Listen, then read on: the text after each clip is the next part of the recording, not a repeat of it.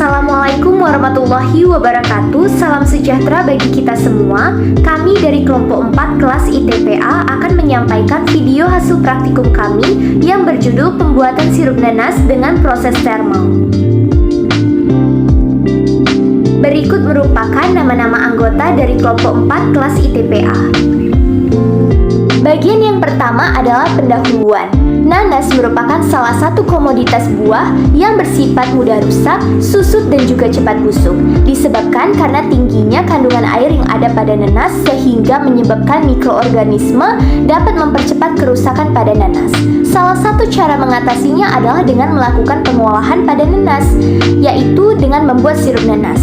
Sirup nanas merupakan salah satu produk yang memanfaatkan proses termal dalam pembuatannya. Proses termal sendiri berarti salah satu proses pengawetan makanan yang memanfaatkan energi panas untuk mematikan mikroorganisme yang ada.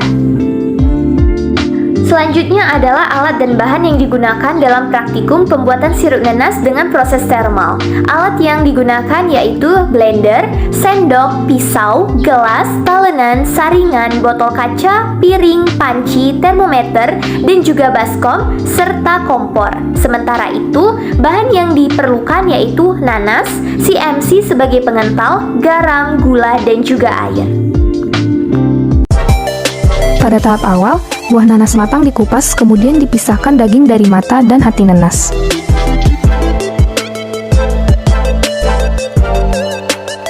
Nanas lalu dicuci dan ditiriskan.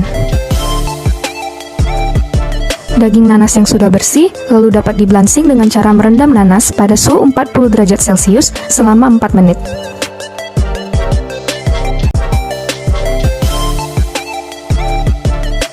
Nanas lalu direndam dalam air garam 10% selama 120 menit.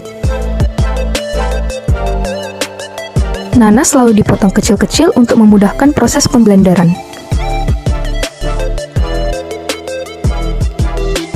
Nanas di blender dengan perbandingan air banding buah 2:1. Kemudian sari nanas disaring. Ditambahkan 50% gula dan 0,35% CMC. Diaduk merata dan dipanaskan hingga mendidih dan mengental sehingga jadilah sirup nanas.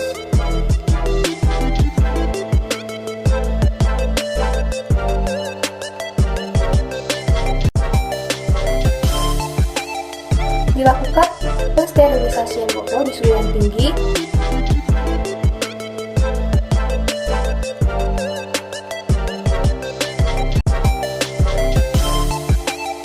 Kemudian dituangkan sirup nanas tadi ke dalam botol yang telah disterilisasikan. Berikut adalah produk kelompok 4 sirup nanas. Pada sirup nanas yang dihasilkan mengandung asam oksalat yang tinggi, terutama pada daging buah nanas yang matang. Tingginya kandungan asam oksalat dalam bahan dapat menyebabkan rasa gatal, sehingga diperlukan treatment pada bahan untuk menurunkan kadar asam oksalatnya. Metode yang dapat menurunkan kandungan asam oksalat pada bahan yaitu metode blanching dan metode perendaman garam. Yang pertama adalah metode blanching. Metode blanching merupakan metode pemanasan bahan pangan dalam waktu singkat yang dapat dilakukan dengan dua cara, yaitu dengan cara perebusan dan uap. Blanching merupakan suatu cara atau perlakuan yang dilakukan pada suhu sekitar 35-60 derajat Celcius selama 1-5 menit, yang tergantung pada jenis bahan yang digunakan.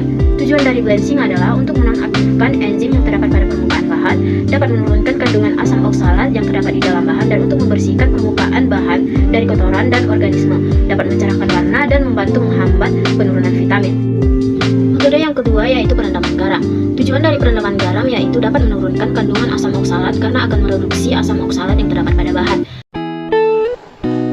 Kemudian penyimpanan pada sirup nanas.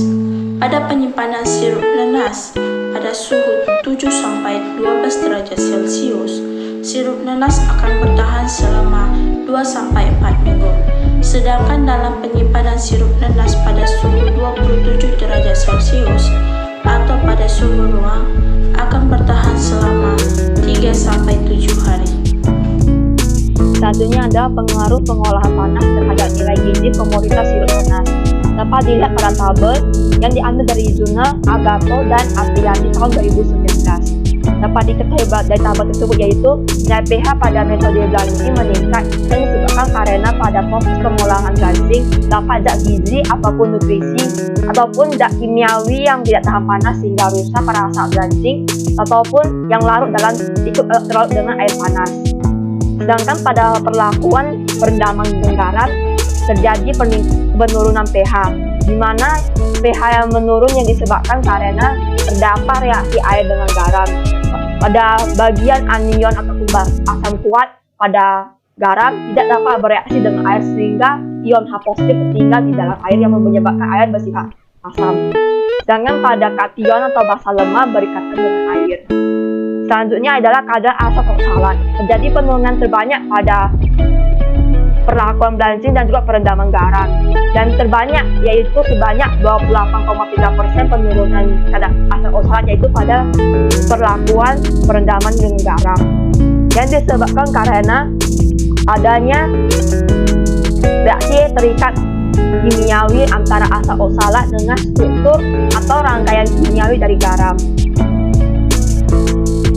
Selanjutnya adalah nilai gizi sirup nanas yang dipengaruhi oleh pengolahan panas, yang diambil dari jurnal yaitu Wiono dan Kartikawati tahun 2017. Yang pertama adalah kadar air sebanyak 64,83%, total asam sebanyak 5%, vitamin C sebanyak 2,93%, kadar gula sebanyak 32,2%, viskositas sebanyak 97,67%, total padatan telur sebanyak 1,29%. Nilai gizi tersebut dipengaruhi oleh pengolahan panas. Berikut kesimpulan dari kelompok kami. Berikut adalah daftar pustakanya. Sekian video dari kelompok kami.